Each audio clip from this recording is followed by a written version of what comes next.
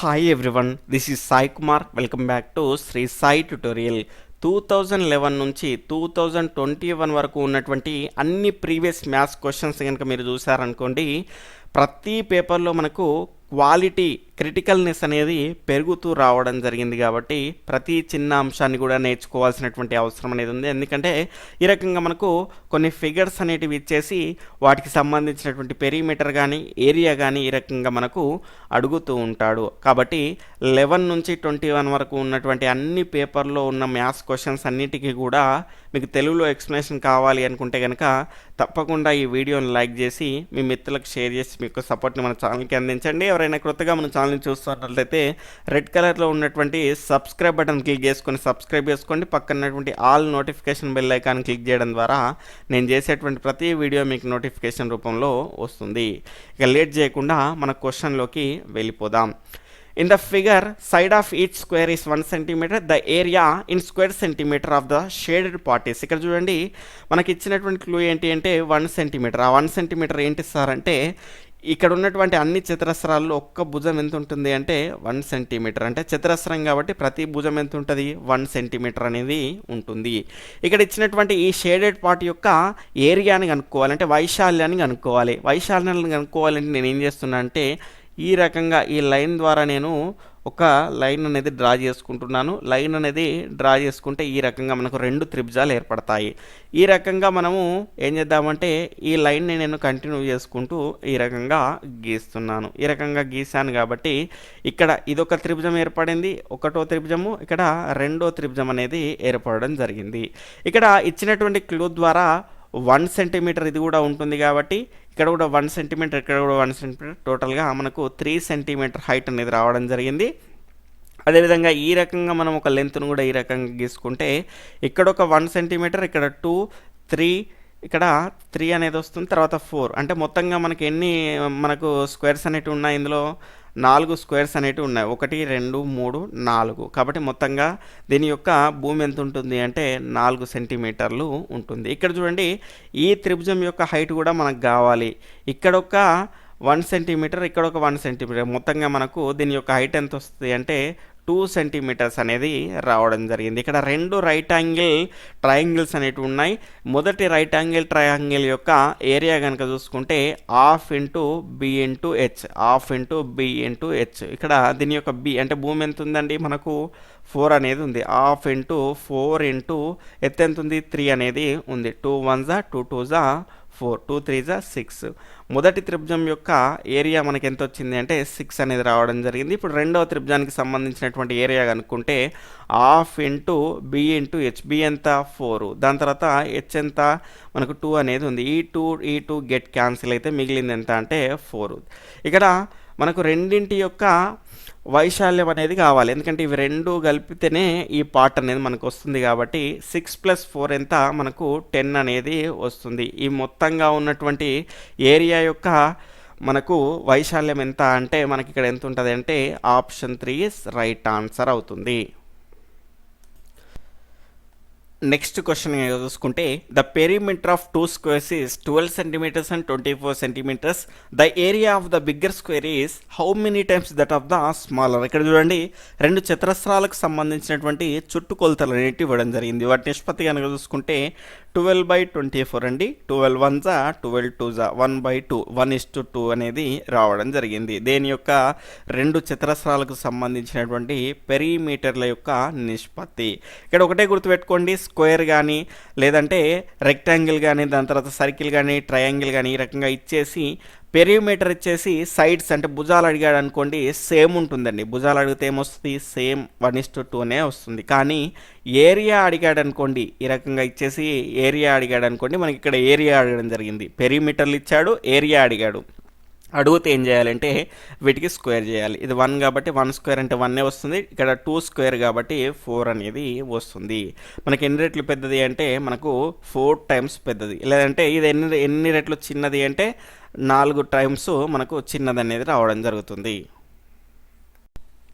తర్వాత question, internal length, breadth and height of a rectangular box are 10 centimetres, 8 centimetres, 6 centimetres respectively.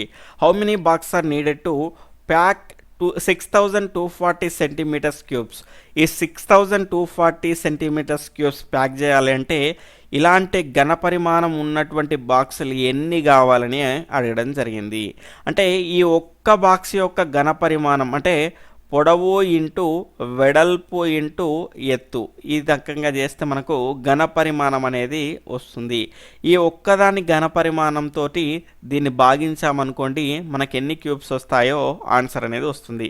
ఇక్కడ చూడండి ఎన్ని cubes 6240 cubes అండి. మనకి ఇక్కడ చూడండి మనకి వీటి యొక్క ఘనపరిమాణం కావాలంటే పొడవు ఇంటూ వెడల్పు ఇంటూ ఎత్తు ఈ రకంగా తీసుకుంటాము. ఇక్కడ 10కి ఈ జీరో గెట్ క్యాన్సిల్, 6 తోటి క్యాన్సిల్ చేస్తే కనుక 6 1 6 10 60, దాని తర్వాత ఇక్కడ 24 ఉంటుంది, 6 4 24, దాని తర్వాత 8 1 8 2 మిగులుతుంది, దాని తర్వాత 8 3 మనకి ఇక్కడ 13 అనేది వస్తుంది. మొత్తం ఎన్ని క్యూబ్స్ అవసరం పడతాయి అంటే 13 అంటే 13 బాక్సెస్ అవసరం పడతాయి ఈ ఇన్ని క్యూబ్స్ నింపడానికి.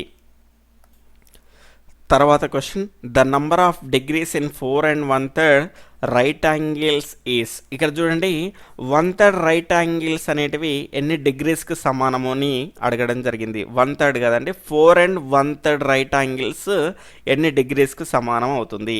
ఇక్కడ రైట్ యాంగిల్ డిగ్రీ ఎంత అండి 90 డిగ్రీస్ అండి. రైట్ యాంగిల్ అంటే ఎంత 90 డిగ్రీస్. ఇక్కడ ఎన్ని రైట్ యాంగిల్స్ ఉన్నాయన్నాడు 4 1/3 అన్నాడు. 4 1/3 4 1/3 ఇది మిక్స్డ్ ఫ్రాక్షన్ కాబట్టి మనం నార్మల్ ఫ్రాక్షన్లోకి మార్చుకుంటే 4 3 మనకి ఎంత వస్తుంది 12 వస్తుంది. 12 + 1 13 అనేది అవుతుంది. ఈ క్రింద ఉన్నటువంటి దాన్ని అలాగే రాసేసుకుంటాము. మనకి ఎంత వచ్చింది ఈ ఫ్రాక్షన్ అనేది మనకు 13/3 అనేది వచ్చింది.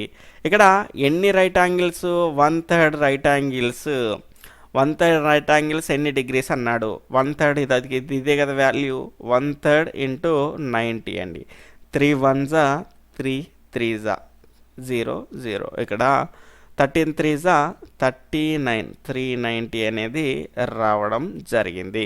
ఇక్కడ ఒకటే గుర్తుపెట్టుకోండి, ఇలా కాకుంటే మీరు డైరెక్ట్గా కూడా చేసేసుకోవచ్చు. 4 1/3 అన్నారండి. ఇక్కడ చూడండి ఫస్ట్ మనకు 4 రైట్ యాంగిల్స్ తీసుకుందాం.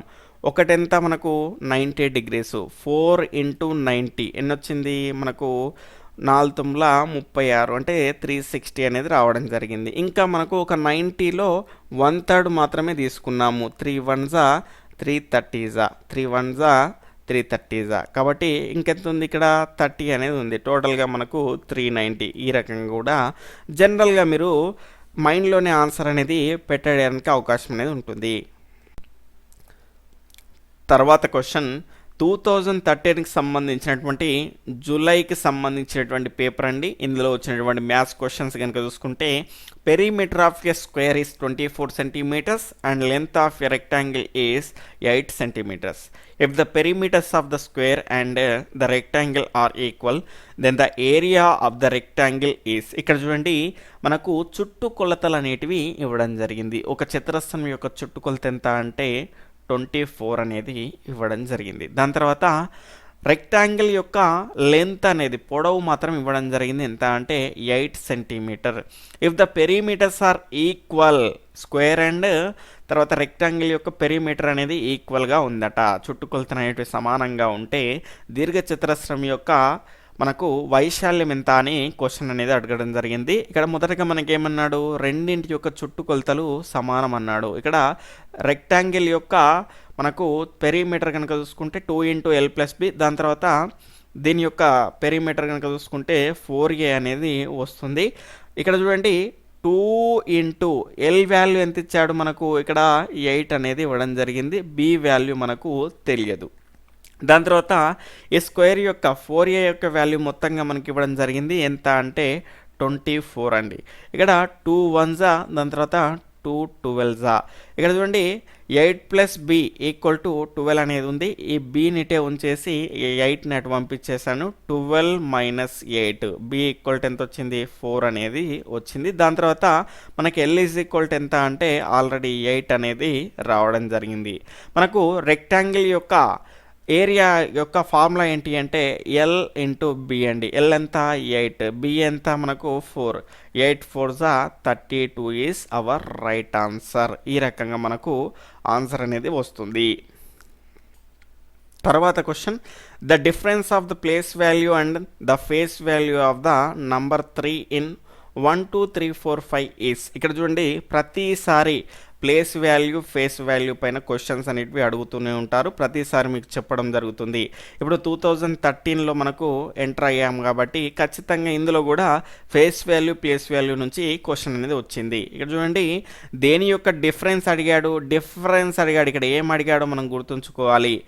3 యొక్క ఫేస్ వాల్యూ మరియు ప్లేస్ వాల్యూకు మధ్య డిఫరెన్స్ ఎంత అని అడగడం జరిగింది. 3 ఎక్కడుంది, ఇక్కడ ఉంది. ఎన్నో ప్లేస్లో ఉంది, 100స్ ప్లేస్లో ఉంది. ఎన్ని 100స్ ఉన్నాయి, 300స్ ఉన్నాయి. కాబట్టి దీని యొక్క ప్లేస్ వాల్యూ ఎంత అంటే 3 యొక్క 300 అనేది వస్తుంది. తర్వాత ఫేస్ వాల్యూ అడిగారు. ఎంత ఫేస్ వాల్యూ అడిగారు అనుకోండి, 3 అడిగితే 3, 5 అడిగితే 5, ఏది అడిగినా ఫేస్ వాల్యూ అని అడిగాడు అనుకోండి అదే అవుతుంది. కాబట్టి 3 యొక్క ఫేస్ వాల్యూ ఎంత, 3.